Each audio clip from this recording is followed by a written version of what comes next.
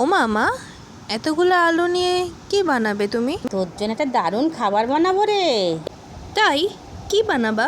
সিজামে potato fry আজকে তোর জন্য বানাচ্ছি। তো চল তাহলে বানিয়ে ফেলি। বন্ধু, নতুন একটা ভিডিও নিয়ে চলে এসে আজকের ভিডিও হচ্ছে সিজামে পটেটো ফ্রাই।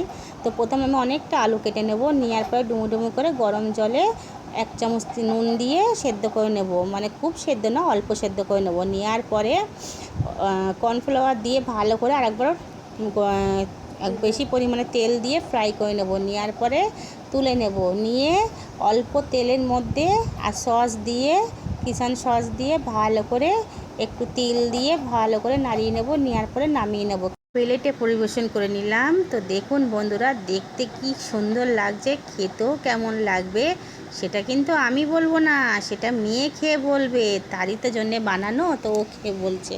ওহো, ক্রিস্পি ক্রিস্পি খেতে হয়েছে, দারুণ।